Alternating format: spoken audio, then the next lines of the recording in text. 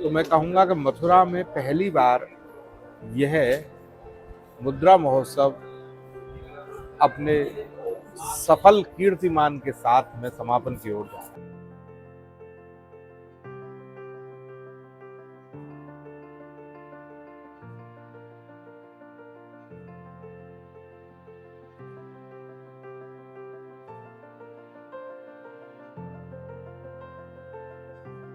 सबसे एंटीक चीज़ है अपने हिंदुस्तान का जो सबसे छोटा कॉइन है चांदी का 2 आना, जो जो 1941 का है और सबसे छोटा कॉइन हिंदुस्तान। इसके अलावा सबसे छोटा कॉइन इसी साइज का 1 पैसे का है। ये हिंदुस्तान का सबसे छोटा कॉइन है और सबसे महंगा गोल्ड की कीमत में बिकता है। क्या कॉस्ट माने सर अगर हम? सर ये इस समय 1800 रुपये की कॉस्ट है और ये इसके अंदर जो चांदी होती है उसकी अगर वैल्यू करें तो वो सिर्फ 110 रुपये है। तो इसीलिए इसे कहा जाता है कच्चा सोना। सबसे छोटा कॉइन होता है 2 आना।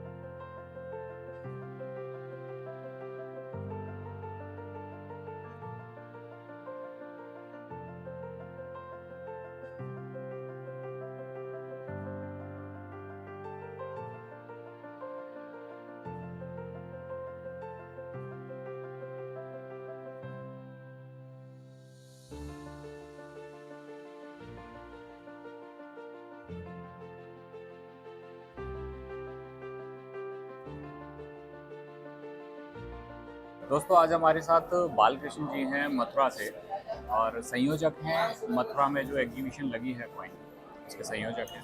तो बालकृष्ण जी अपने पास क्या क्या कलेक्शन होता है और कैसे अपन लोगों ने भूमिका करी पहली बार जो आपने लगाया, कैसा एक्सपीरियंस रहा ओवरऑल? देखिए ये प्रथम बार है, थोड़ा हमारी मेहनत रही और बहुत लोग यहाँ पे बात जुड़े हम लोगों से। बहुत दूर दूर से लोग आए, जैसे बॉम्बे है, जयपुर है, कलकत्ता है, बेंगलोर है। इससे पहले कभी यहाँ मथुरा के इतिहास में 75 साल में कभी कोई एग्जीबिशन ऐसी नहीं हुई है सिक्के से रिलेटेड। और बहुत अच्छा हुआ, ऑल ओवर लोग, बच्चे आए, बहुत सारे स्कूल आए आसपास के, उन्होंने इसको देखा। ये हमारी विरासत है, इसको हम लोग संभाल के रखे हैं और ये बहुत अच्छी हॉबी है।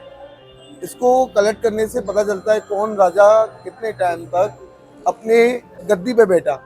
कॉइन ही है, एक सिक्का ही है, एक मुद्रा है जो बताती है कोई भी राजा का शासन कब से कब तक रहा। सबसे पहले हैंड स्ट्रक सिक्के बने थे, उसके बाद मशीन स्ट्रक सिक्के बने, उससे पहले एकदम एक टाइप का कांसा टाइप का रहता था मट्टी का, उसके अंदर कॉइन बनते थे एंशियंट 2000 साल पहले। देखिए सिक्के के बारे में बहुत ज़्यादा तो नॉलेज मेरे को नहीं है, लेकिन जैसे अब आपने बताया कि मट्टी के अंदर बनते थे, तो वो भी उस टाइप का भी कलेक्शन अपने पास किसी के पास होगा? बिल्कुल है ना। ये सतकर्णी का कॉइन है, सतवाहना डायनेस्टी का। नागिनी का जो पहली महिला शासक हुई है उसका कॉइन है। में बहुत रेयर कॉइन है, बहुत यूनिक कॉइन है। अच्छा, अगर हम इसकी कॉस्ट की अगर हम बात करें, ये 1,75,000 का मेरी खरीद है। ये गोल्ड की मोहर चलती थी अपने इंडिया के अंदर। वेट होता है करेक्ट 1 तोला। 1885 ईयर्स की है। ऐसा कौन सा एक कॉइन होगा जो आप दर्शकों को दिखाना चाहें जो आपके पास बिल्कुल यूनिक हो? ये है ना, 1911 के अंदर कॉलोनाइजेशन हुआ था इंडिया के अंदर, दिल्ली दरबार के अंदर। ये पटियाला के राजा को मिला था। ये उसका चेस्ट ब्रोच है, मेडल है, डेकोरेशन मेडल। ये क्या मटेरियल है? ये सिल्वर पे गोल्ड पॉलिश है। ये बहुत अद्भुत मेडल है, सबसे one of the big size का मेडल है ये। देखिए विरासत है। हाँ बहुत रेयर है, अपने आप में एक दो पीस ही है पूरे वर्ल्ड के। सेंटिमेंट भी जुड़े हैं हाँ। इसके साथ।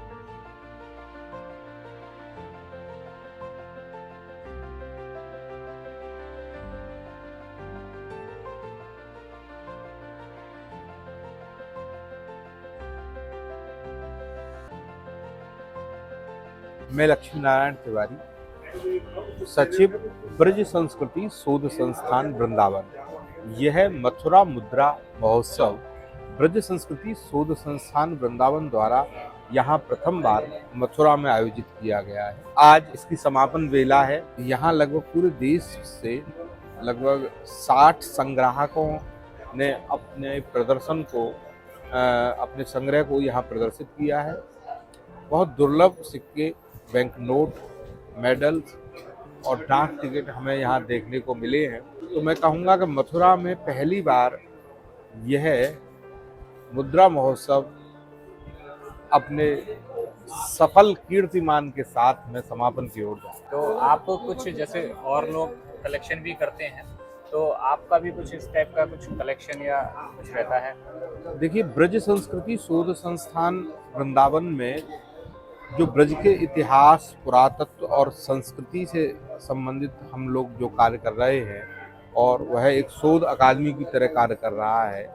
वहाँ हमारे यहाँ पे 5000 दुर्लभ सिक्कों का संग्रह है, जो राजकीय संग्रहालय के बाद में दूसरा बड़ा संग्रह मथुरा में ब्रज संस्कृति शोध संस्थान के अंदर। ब्रज संस्कृति शोध संस्थान का जो बहुत से उद्देश्य है ब्रज के इतिहास के अध्ययन में, उनमें न्यूमिस्मेटिक भी है, मुद्रा शास्त्र के अध्ययन भी उसमें जुड़ा हुआ है। मथुरा सूरसेन जनपद की राजधानी थी। 6ठी शताब्दी ईसा पूर्व से मथुरा में सिक्के के निर्माण का इतिहास प्रारंभ होता है। ये सिक्का 6ठी और 7वीं शताब्दी ईसा पूर्व का है, और विशेषज्ञ ये मानते हैं कि ये मौर्य काल से भी प्राचीन है, जनपदीय युग का है। जब मथुरा सूरसेन जनपद की राजधानी थी, तो मथुरा के प्राचीन भारत में जो राजनीतिक प्रभुत्व के साथ में जो आर्थिक प्रभुत्व है, वो ये दर्शाता है। और यह सिक्का ब्रज संस्कृति शोध संस्थान में संग्रहित है, और इसके ऊपर हम लोगों ने अलग से ये ब्रोशर जारी किया। इसके अलावा मथुरा का जो सिक्कों का इतिहास है वो काफ़ी समृद्ध है। हालांकि मथुरा में जब भारत में मुद्रा के निर्माण की प्रक्रिया शुरू हुई है 6वीं 7वीं शताब्दी ईसा पूर्व, तब से ही मथुरा में सिक्कों का निर्माण प्रारंभ हुआ है। और हम 2वीं शताब्दी ईसा पूर्व में आकर के यहाँ के जो क्षेत्रीय शासक थे, जो जिन्हें हम कह सकते हैं कि शुंग, मौर्य काल के बाद में जो शुंग काल था, उसके यहाँ क्षेत्रीय जो शासक थे, वो शासक थे मित्र और दत्त। 2 वंश थे, मित्र और दत्त। तो यहाँ गौमित्र के सिक्के मथुरा में मिले हैं, उसके बाद सूर्य मित्र के मिले हैं, कई दत्त शासकों के और मित्र शासकों के, राम दत्त के और अन्य दत्त और मित्र शासकों के सिक्के जो स्थानीय शासक थे यहाँ। उसके बाद में मथुरा प्रथम शताब्दी ईसा पूर्व के लगभग शकों के अधिकार में चला गया। शक क्षत्रपों के सिक्के यहाँ पे सबसे पहले भारत में जो उत्तर भारत का इलाका है, वो शक क्षत्रपों के सबसे पुराने सिक्के मथुरा के सिक्के हैं। और उनमें एक दुर्लभ संयोग है कि मित्र शासकों ने अपने सिक्कों पे यमुना को अंकित किया है। ये पूरा मूर्ति विज्ञान में सबसे पहली बार मथुरा में यमुना का अंकन मित्र शासकों के सिक्कों पे हमें दिखाई देता है। गौमित्र का बहुत दुर्लभ सिक्का है जो अलेक्जेंडर कनिंघम को मथुरा से मिला था, और वो ब्रिटिश म्यूजियम लंदन में अभी संग्रहित है। बाद में प्रथम शताब्दी ईसा पूर्व में जो पहला शक शासक था जिसने मथुरा पे अधिकार अपना स्थापित किया था, वो था राजुल। राजुल ने एक सिक्का जारी किया था। उसके 2 तरह के सिक्के मथुरा से मिले। जो मथुरा पे अटैक करने से पहले के सिक्के थे, वो कुछ शक और इंडो ग्रीक प्रभाव के सिक्के थे, और मथुरा पे जब उनका अधिकार हो गया तो वो जो सिक्का जो ढाला उन्होंने, वो मित्र प्रभाव के जो मित्र शासक थे उनके प्रभाव वाले सिक्के थे, जिसपे एक और यमुना थी जो मित्रों की परंपरा से चली आ रही थी, दूसरी ओर उन्होंने एक ऐसे प्रतीक को चुना जो सनातन परंपरा का भी प्रतीक था, बौद्ध परंपरा और जैन परंपरा का भी प्रतीक था। गजलक्ष्मी का अंक मथुरा के सिक्के पे हमें शकों के समय पे दिखाई देता।